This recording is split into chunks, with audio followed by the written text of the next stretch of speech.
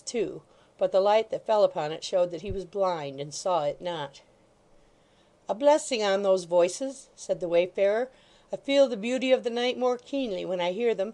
They are like eyes to me. Will they speak again, and cheer the heart of a poor traveller?"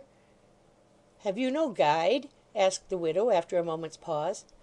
"None but that," he answered, pointing with his staff towards the sun, "and sometimes a milder one at night, but she is idle now." "Have you travelled far?" "A weary way and long," rejoined the traveller, as he shook his head. "A weary, weary way. I struck my stick just now upon the bucket of your well. Be pleased to let me have a draught of water, lady."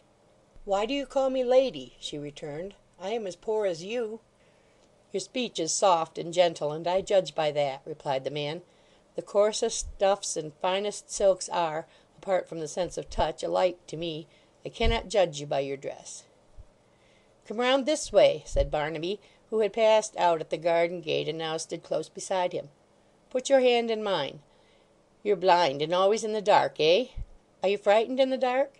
Do you see great crowds of faces now? Do they grin and chatter?" "Alas," returned the other, "I see nothing. Waking or sleeping, nothing." Barnaby looked curiously at his eyes, and touching them with his fingers, as an inquisitive child might, led him towards the house. "You have come a long distance," said the widow, meeting him at the door. "How have you found your way so far?" "Use and necessity are good teachers, as I have heard, the best of any," said the blind man, sitting down upon the chair to which Barnaby had led him, and putting his hat and stick upon the red-tiled floor. "May neither you nor your son ever learn under them. They are rough masters." "You have wandered from the road, too," said the widow, in a tone of pity. "Maybe, maybe," returned the blind man with a sigh, and yet with something of a smile upon his face. "That's likely. Handposts and milestones are dumb indeed to me. Thank you the more for this rest and this refreshing drink." As he spoke he raised the mug of water to his mouth. It was clear and cold and sparkling, but not to his taste nevertheless, or his thirst was not very great, for he only wetted his lips and put it down again. He wore, hanging with a long strap round his neck, a kind of scrip or wallet in which to carry food. The widow set some bread and cheese before him, but he thanked her, and said that through the kindness of the charitable he had broken his fast once since morning, and was not hungry. When he had made her this reply he opened his wallet and took out a few pence, which was all it appeared to contain. "Might I make bold to ask," he said, turning towards where Barnaby stood looking on, "that one who has the gift of sight would lay this out for me in bread to keep me on my way? Heaven's blessing on the young feet that will bestir themselves in aid of one so helpless as a sightless man." Barnaby looked at his mother, who nodded assent. In another moment he was gone upon his charitable errand. The blind man sat listening with an attentive face until long after the sound of his retreating footsteps was inaudible to the widow, and then said, suddenly, and in a very altered tone, "There are various degrees and kinds of blindness, widow. There is the connubial blindness, ma'am, which perhaps you may have observed in the course of your own experience, and which is a kind of wilful and self-bandaging blindness. There is the blindness of party, ma'am, and public men, which is the blindness of a mad bull in the midst of a regiment of soldiers clothed in red. There is the blind confidence of youth, which is the blindness of young kittens, whose eyes have not yet opened on the world. And there is that physical blindness, ma'am, of which I am, contrary to my own desire, a most illustrious example. Added to these, ma'am, is that blindness of the intellect, of which we have a specimen in your interesting son, and which, having sometimes glimmerings and dawnings of the light, is scarcely to be trusted as a total darkness. Therefore, ma'am, I have taken the liberty to get him out of the way for a short time, while you and I confer together, and this precaution arising out of the delicacy of my sentiments towards yourself, you will excuse me, ma'am, I know."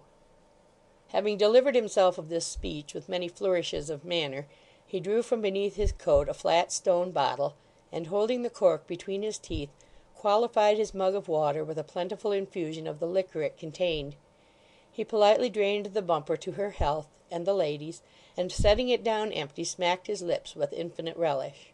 "I am a citizen of the world, ma'am," said the blind man, corking his bottle, "and if I seem to conduct myself with freedom, it is therefore. You wonder who I am, ma'am, and what has brought me here. Such experience of human nature as I have leads me to that conclusion, without the aid of eyes by which to read the movements of your soul as depicted in your feminine features. I will satisfy your curiosity immediately, ma'am, immediately." With that he slapped his bottle on its broad back, and having put it under his garment as before, crossed his legs and folded his hands, and settled himself in his chair, previous to proceeding any further. The change in his manner was so unexpected, the craft and wickedness of his deportment were so much aggravated by his condition, for we are accustomed to see in those who have lost the human sense something in its place almost divine, and this alteration bred so many fears in her whom he addressed, that she could not pronounce one word. After waiting, as it seemed, for some remark or answer, and waiting in vain, the visitor resumed. "Madam, my name is Stagg.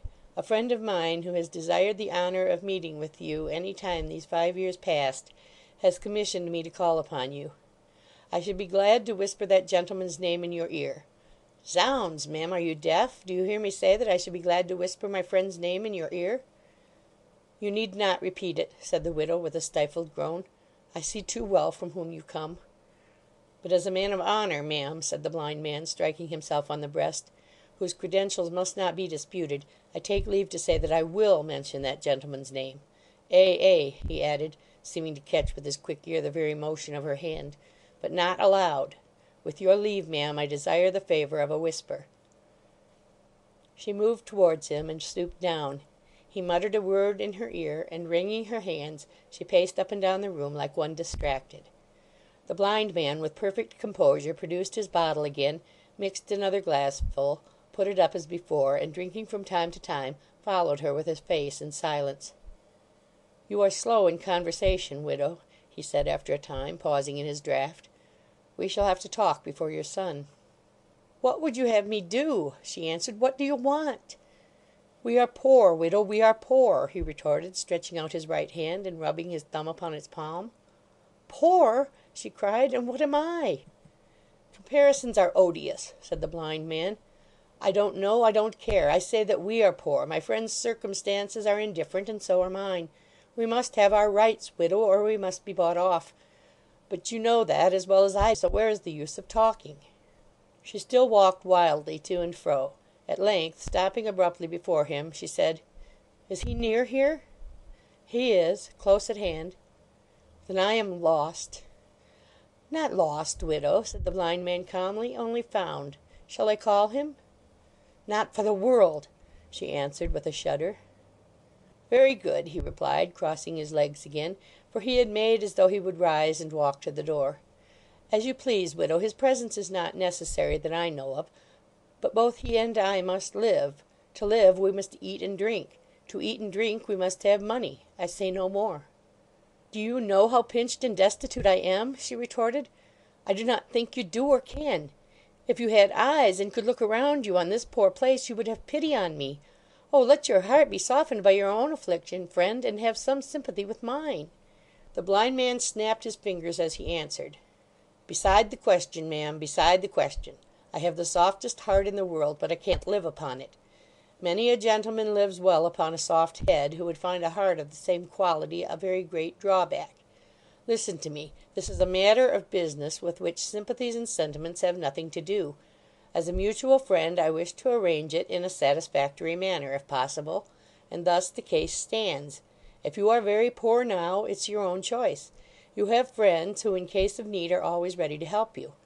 My friend is in a more destitute and desolate situation than most men, and, you and he being linked together in a common cause, he naturally looks to you to assist him. He has boarded and lodged with me a long time, for, as I said just now, I am very soft-hearted, and I quite approve of his entertaining this opinion. You have always had a roof over your head. He has always been an outcast. You have your son to comfort and assist you. He has nobody at all. The advantages must not be all one side. You are in the same boat, and we must divide the ballast a little more equally." She was about to speak, but he checked her, and went on. "The only way of doing this is by making up a little purse now and then for my friend, and that's what I advise. He bears you no malice that I know of, ma'am. so little that, although you have treated him harshly more than once, and driven him, I may say, out of doors, he has that regard for you that I believe even if you disappointed him now, he would consent to take charge of your son, and to make a man of him." He laid a great stress on these latter words, and paused, as if to find out what effect they had.